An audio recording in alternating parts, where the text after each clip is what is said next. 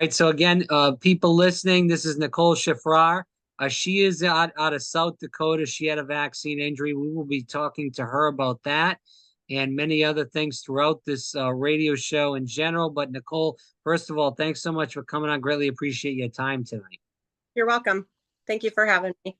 So Nicole, just start off with the listeners a little bit about your story and how it started. Well, I work in healthcare, Mhm. so I've never been an anti-vax person. I've never had any reactions to any other vaccines. I have had a allergic reaction to an anti-nausea medication in the past, but never a vaccine.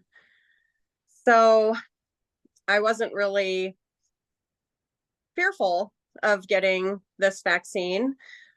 Pretty sure I had COVID prior to receiving the vaccine.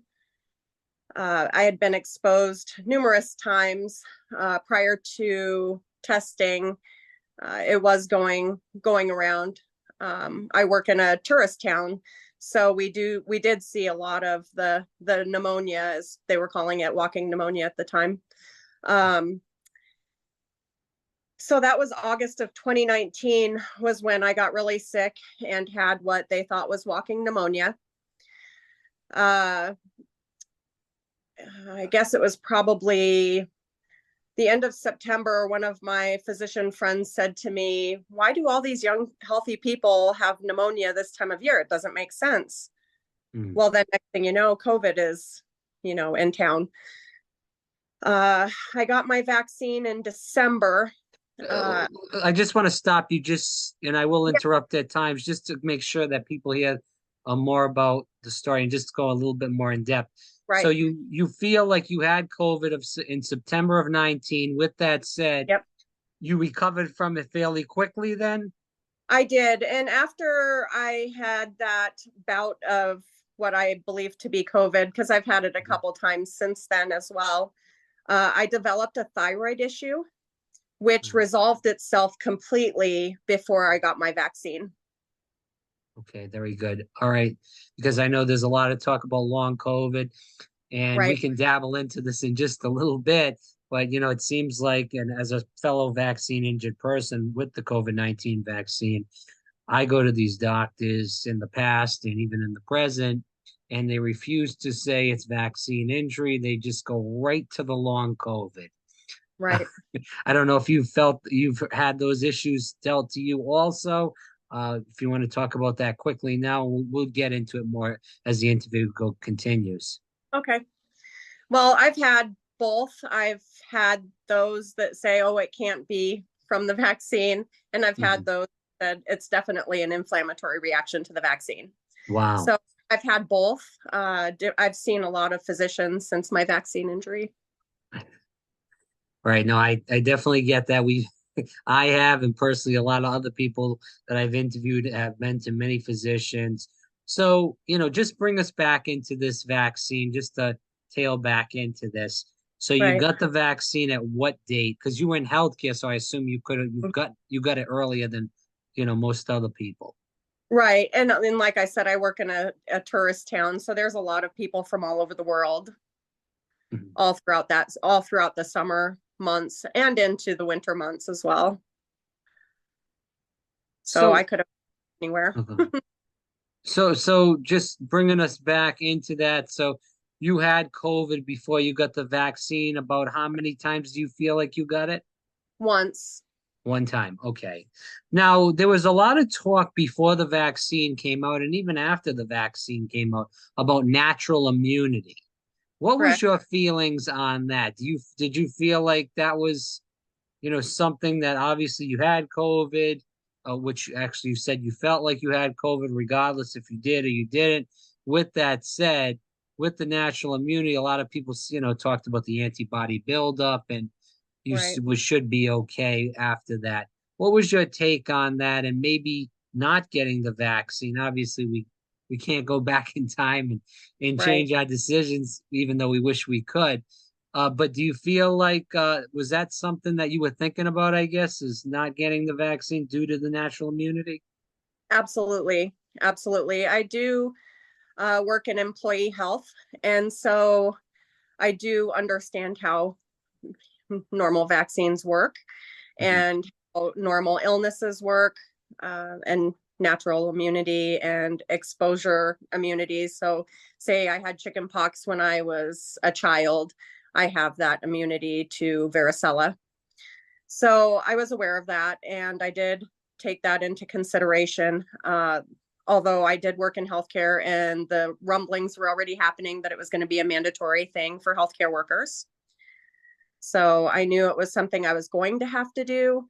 And so I just figured, why not? I really didn't have any uh, ideas that it was going to be harmful to me at the time. Like I said, I'd never had a reaction to any other vaccines in my life. So South Dakota is a conservative state, and I bring that up because the liberal states, they were very adamant on if you worked in healthcare, if you worked in police, fire, the list goes on, you had Right, to get that mandatory vaccine. I know right, you did work in healthcare, and regardless, conservative, liberal state, most of that was pushed in general by the companies that own the hospitals or the urgent care centers in general. So at that time, you were pushed to get it then, even regardless if you didn't want it or not. when I received the vaccine, it was not mandatory yet. Oh, Uh, okay. but I did know that that was coming because the federal government was pushing that. And so I already knew that that was coming. They had already been talking about it. It just hadn't happened where I work yet. Nicole, did it come eventually then? Yes? Yes, Okay. Okay. So you got the vaccine. Which one was it, Moderna or Pfizer? Moderna. Okay, same here. Okay, so you got the first shot in what month was this? December, January, what?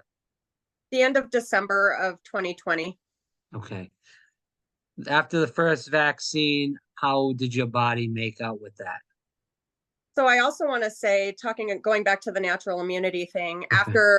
after I had gotten sick, and between the time when I got my first vaccine, I had been exposed to 7 confirmed cases of COVID-19, fully exposed, and I never got it. Wow. And then when I got my first vaccine, I got it just a couple weeks later. Um, Okay. so Yeah, I go did ahead. get my vaccine in December of, I think it was December 2020. It was right at the end of December. Um, I had severe muscle cramping throughout my entire body. By the time I got home from getting my vaccine, which is a half-hour drive, it was I was lifting my legs up to walk up the stairs to come into my house. It felt like I had arthritis throughout my entire body. It was so painful. And it kind of concentrated more in my lower back than anything. But it lasted for a good couple weeks. It did get better over the course of those 2 weeks, but I did still feel the muscle cramping mainly in my lower back for those couple of weeks. And then it kind of lingered after that, even. And I had mentioned it to several people, and a couple other people said I had the same kind of reaction. They're saying that's normal. So, like, how do they know it's normal? It's brand new. It's not, how do they know what's normal? Uh, but I did have that severe muscle cramping. So And yeah, go ahead, Nicole. there were other people that did go and be seen by a physician and did get notes, not to get the second shot because they had a reaction to the first one, that I knew, people that I knew personally. Mhm. I did not do that, because the talk amongst everybody was that was a normal reaction, and that Right. if I had a bad reaction the first one, the second one wasn't going to be as bad, which was, the opposite, of course, because I had my second shot at the end of January of 21, Mhm. and um, and then immediately had issues. So I don't know if you want me to go into that, or if you have any other questions for me. Yeah, we definitely have more questions. We're just going to take a quick break for everybody that listening. We'll come back with more Nicole's story in just a moment. For everybody that's listening, we are back here with Nicole. Nicole, I want to dive a little bit deeper into your story about this. So, you got the first shot, you had reactions, pains in your back. People were telling you that this is normal, it'll eventually go away. It seems like it didn't really go away, as what you stated. So Mhm. with that said, going in for the second shot, speak about that. And we're talking about the Moderna vaccine right now and the adverse event. Yep. So I got my second shot, and I had made it home okay. And I thought, well, phew, I don't have any muscle cramping. This is good, because that's what I was so worried about, was the severe muscle cramping that I had with the first one. Um, but boy, just a few hours after I got home, I had the worst migraine headache I've ever had in my life. I've never felt anything like that. I thought my head was going to explode. It hurt so bad. And I started panicking a little bit because I didn't know what to do. Um, and later that evening, I started getting light tingling in my face, around my nose and my mouth. And it just, it would kind of come and go. And I went, wow, that's really weird. That's not normal. Um, and that progressively got worse. So as the days went on, the tingling, prickling sensation in my face got more painful, more prominent. I had nightly migraine headaches for months. Probably about 4 months after my second vaccine. So this is, at least every week I would have a couple episodes of the facial paresthesias where I'd get the tingling, prickling sensation in my face. And it was always on both sides of my face. It wasn't like just on the left or just on the right. It was on both sides throughout this Mhm. whole ordeal. And like I said, it progressively got worse in intensity. And it went from just a tingling to almost like a burning sensation that would start in my ears. My ears would feel like they were on fire. And that's how I knew it was starting again. And the burning sensation would flush forward into my face, and it would hurt, hurt, hurt. It was very painful. It was on both sides of my face. And it would only last for maybe 10 to 15 minutes, and then it would go away. And so I figured this has got to stop at some point, but it was progressively getting worse. So I was getting worried. So I made an appointment with my primary care physician. And by this time it was the end of May of 21. Okay. And I was still having the migraines, still So were having the you facial. still, sorry to interrupt, Nicole, were you still working during all Yeah, this nonsense? I was. Wow. I Okay. was. I'm a single Yeah. mom with twins that were in high Oh, school. jeez. Wow. God bless you. So taking off work wasn't really an option. Mhm. So anyway, in June, it was the first week of June, I had the worst bout of facial burning painfulness that I had had throughout the whole ordeal. And I could feel it coming on. My ears started, burning, and then it flushed forward into my face. It was burning hot. My skin was actually red visually. It wasn't just internal pain, it was actually visually red. And my whole face was paralyzed for about 20-25 minutes. I could not move my eyelids, could not move my mouth, nothing. My whole face was paralyzed. So I was really concerned, and I called my dad, and he's like, you need to go to the emergency room. And I'm like, I have an appointment tomorrow with my primary care physician. And if this is just like all the other times, it'll go away. And it eventually did stop and go away again. And then in the morning, I had an appointment with my primary care provider, and she had never heard of anything like that, had no idea what was going on. I told her this has started with my second vaccine, and it's just progressively been getting worse. They gave me a round of prednisone, which actually did Mhm. help with the facial paresthesias. And I never got another bout of that burning facial paresthesia again after I started the prednisone. Good. And I had been looking, for videos or anything out there that anyone was saying to see if anyone was having the same symptoms as me. And I did find one gentleman in the UK who did a YouTube video who had the exact same vaccine injury as me. And he said Oh, that he had been taking prednisone as well. And that seemed to curb the facial paresthesias. okay. Wow. So that was June. By this time, it's like June, of 21. And shortly after I had the severe case of facial paresthesias, I started feeling like I was sick. And I was getting really sick really quick. My O2 levels dropped. I couldn't breathe. I mean, they gave me breathing treatments. I was being seen in urgent care, the emergency room. They couldn't figure out what was going on. They tested me for COVID. They tested me for everything else, and they couldn't find anything wrong with me. But my O2 levels dropped to about 85, 86, and they Wow. almost paralyzed me.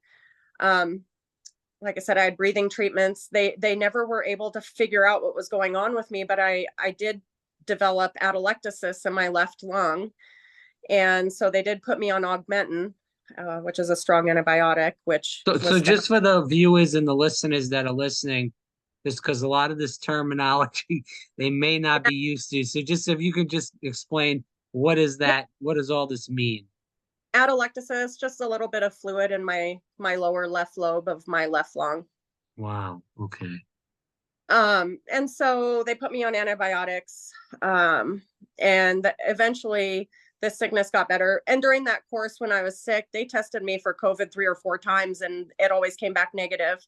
Well, towards the end of that sickness, I noticed when I would look to the left, my vision was starting to skip. Mm-hmm. And I'm, what is going on now? And things were blurry. Like I like to go outside and look at the stars at night. It's really clear out here.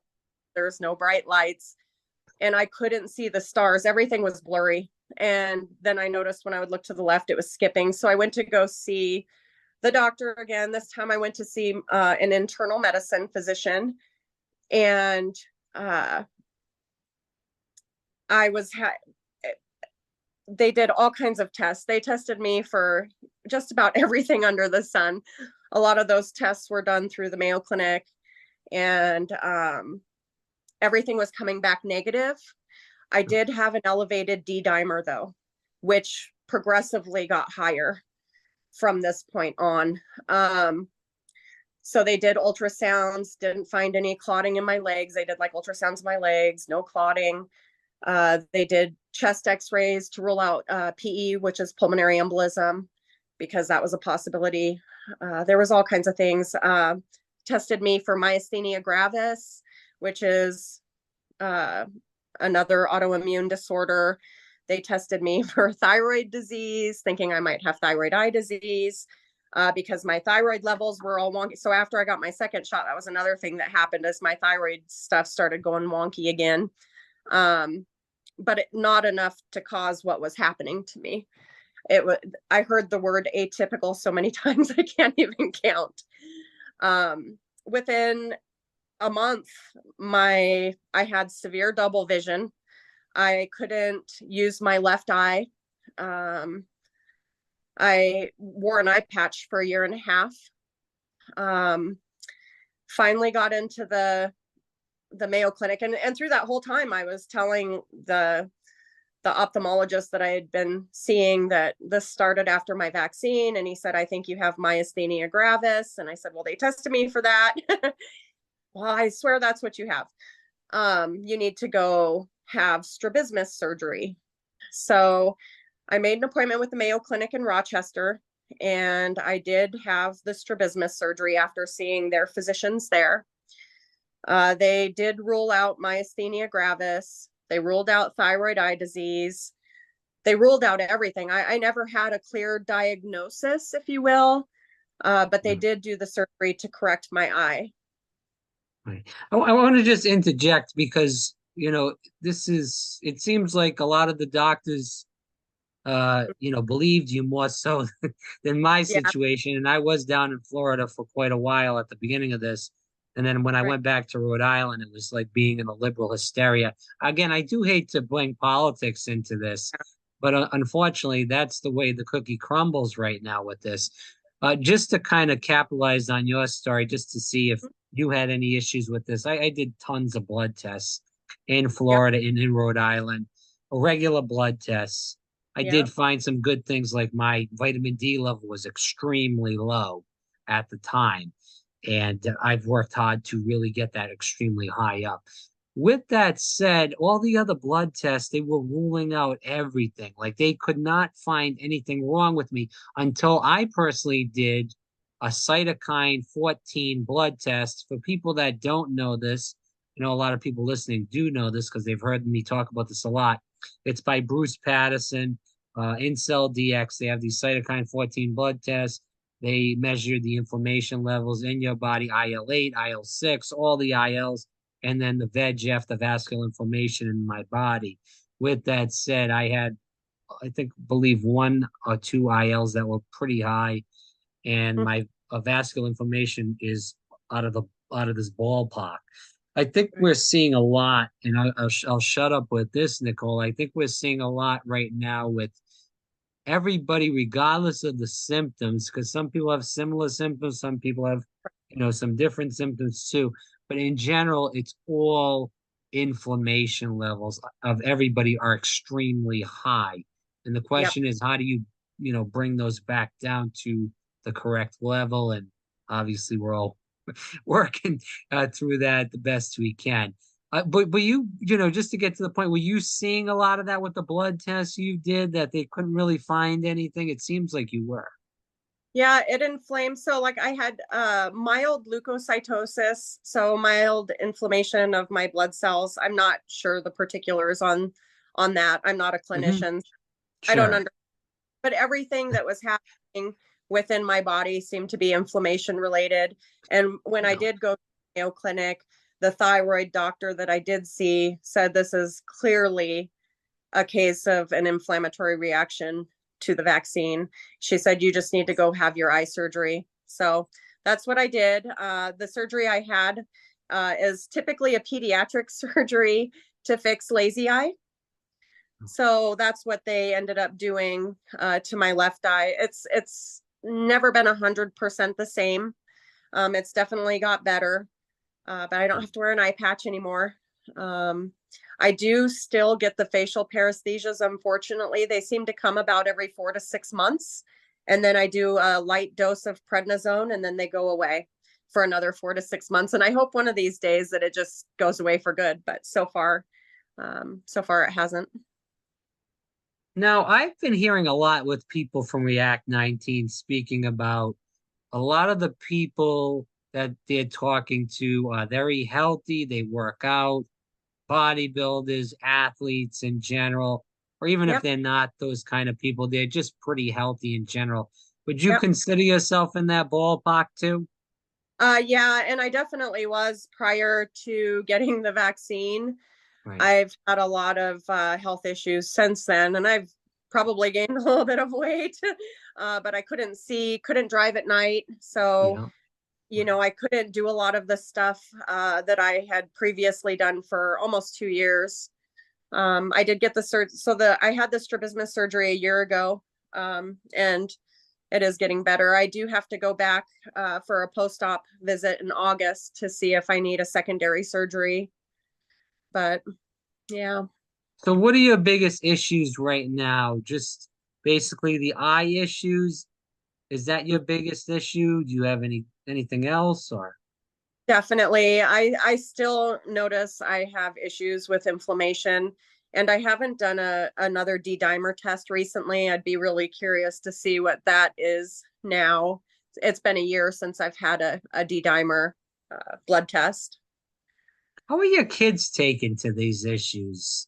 Because you've been struggling like hell Yeah, for 2 years now, and it seems like, you know, I don't have kids personally, but I'm 34 and I've been struggling like hell. I've had people that don't even believe me in my family that this is going on. They right. think this is some kind of depression thing. Personally, I had doctors trying to put me on depression medication, anxiety medication. I've talked to many women that are very in good shape. They're vaccine injured. They played college athletics and they got the same thing. Some of them fell for it and they went on the depression medication and now they're even more screwed up than they were.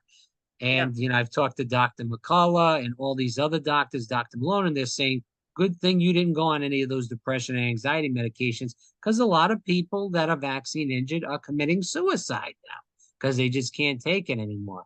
So, to get back to the question, how did your kids take to this? Because obviously you're a single mom and you're Yeah. struggling like hell every single day, and you're still, besides your health issues, trying to be a good mom, of course.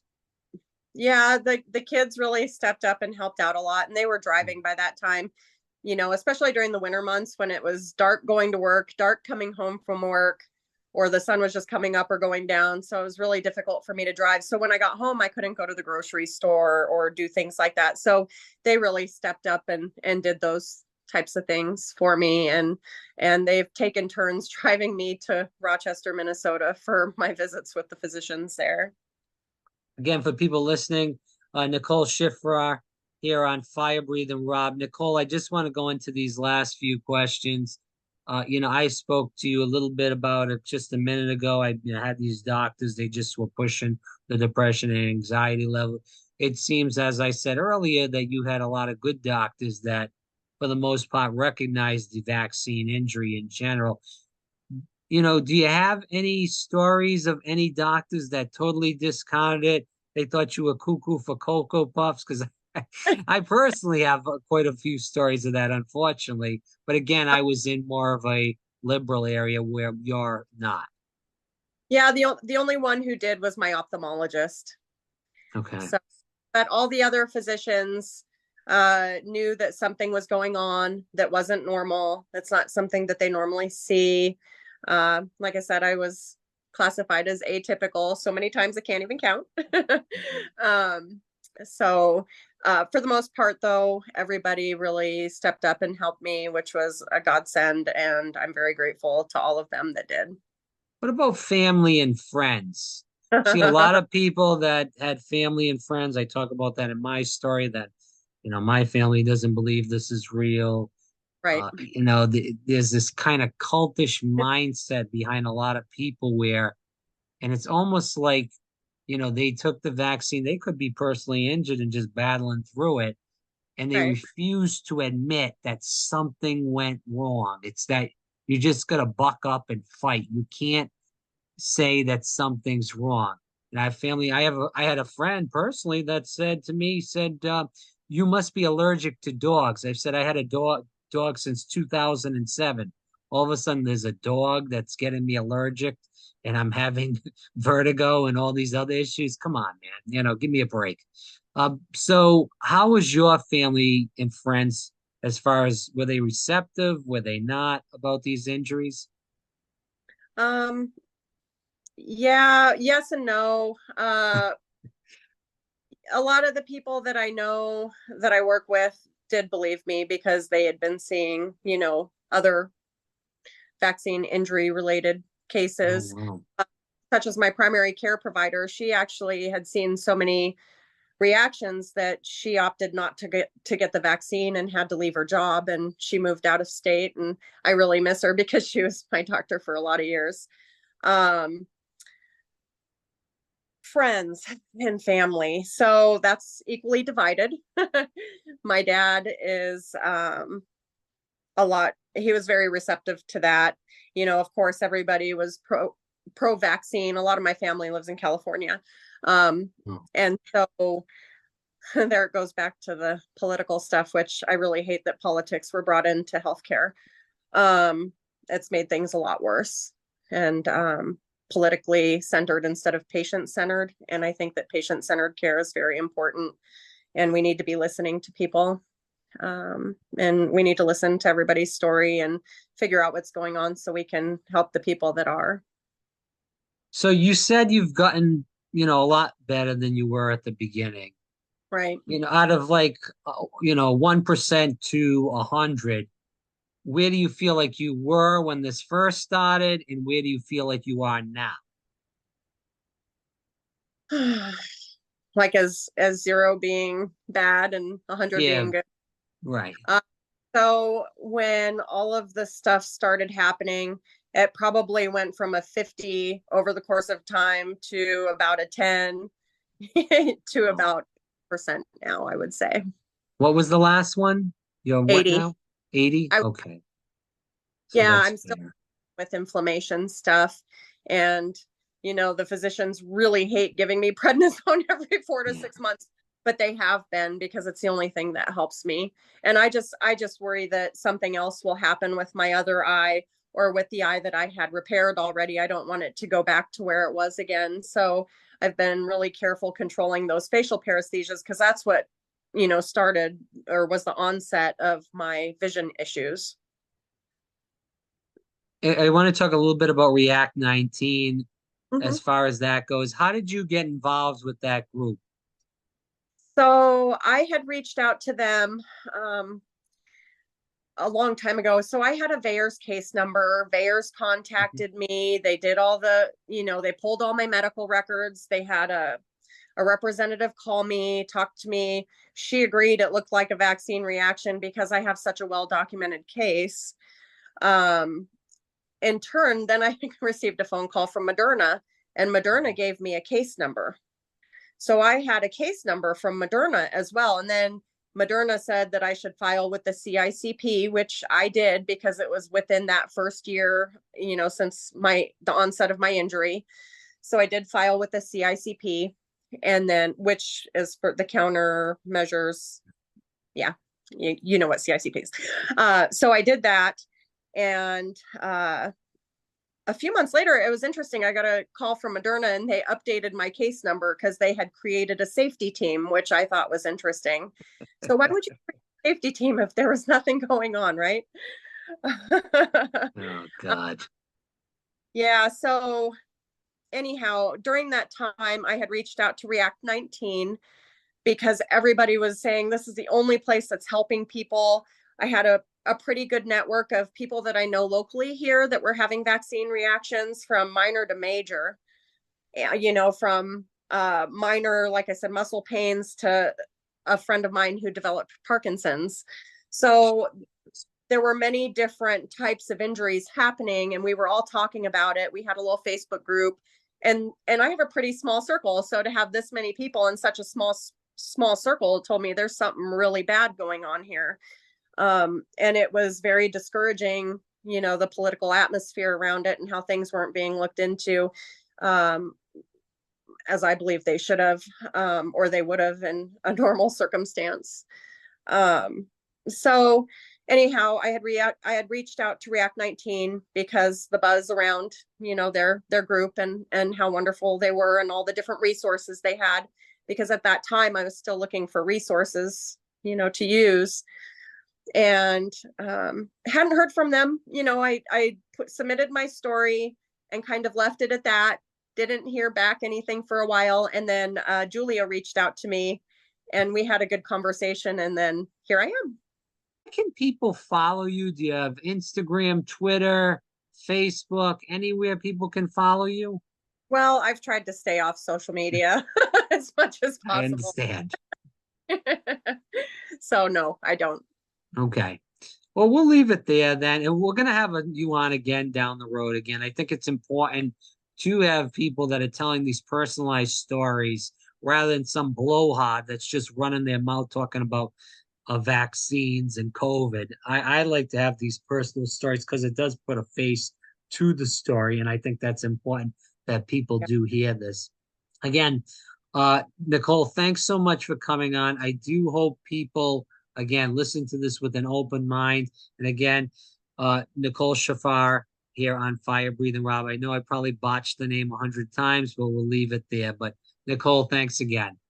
Yeah, thank you very much for having me. I appreciate it.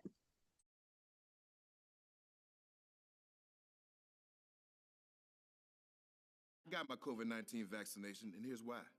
This isn't about gimmicks or sentiment or what commercial I like. This is about facts. COVID-19 vaccines are safe and effective. Millions of doses have already been given in the United States, and these vaccines have the most intensive safety monitoring in U.S. history. People from different races, ages, genders, and ethnicities participated in large clinical trials around the world to make sure this vaccine worked for all kinds of people. The amount of time and effort dedicated to developing these vaccines was huge. Scientists used existing research and technology so they could get the vaccines developed quickly and safely without skipping any steps. If you need any more information, use a reliable source like the CDC website to get the facts.